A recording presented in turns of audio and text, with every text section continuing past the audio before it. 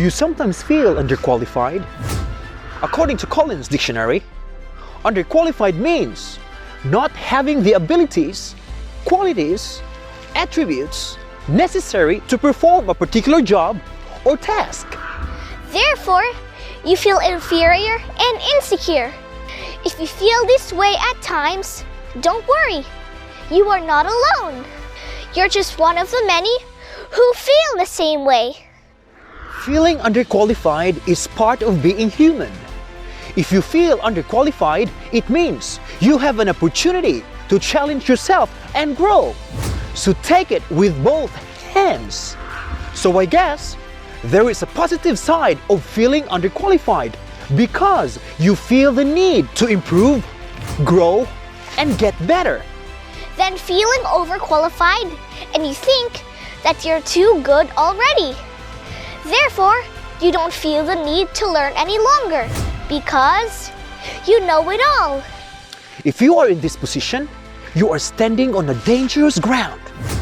It is what we know already that often prevents us from learning.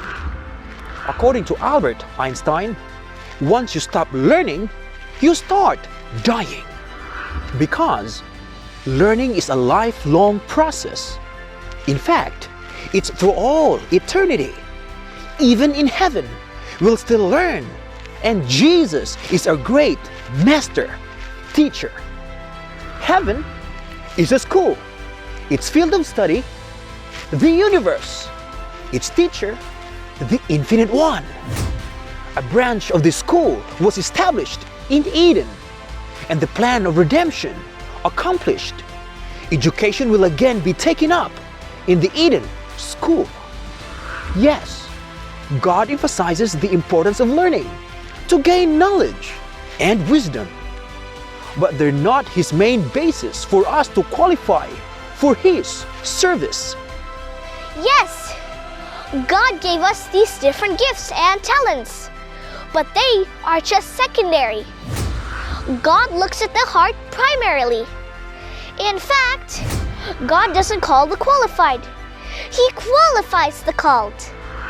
For consider your calling, brothers. Not many of you were wise according to worldly standards. Not many were powerful. Not many were of noble birth.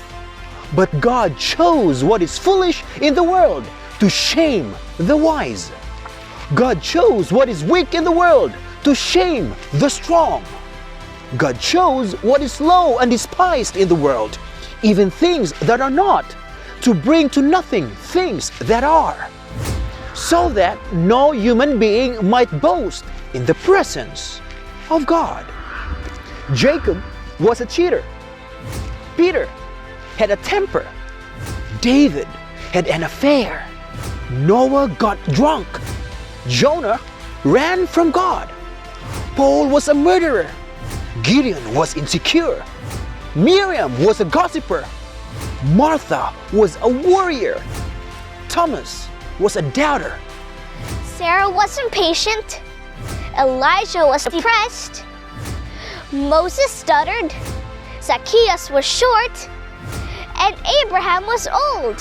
Yet God chose these imperfect people to do His work. He doesn't call correct and perfect people. He calls people who are willing to be corrected and perfected. These Bible characters are often called the mighty men and women of God. But the truth is, they're far from being mighty. But the one who called and used them is. Not by might, nor by power, but by my Spirit, says the Lord of hosts. You too can accomplish great and mighty things if you humble and allow yourself to be used by the King of Kings, the source and giver of everything.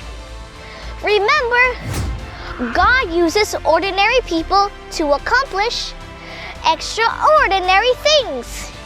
This is Delfred, And this is Amber, reminding you to take the Bible as your weapon of choice and keep the faith. And if God is with us, who can be against us? This is Take the Talk.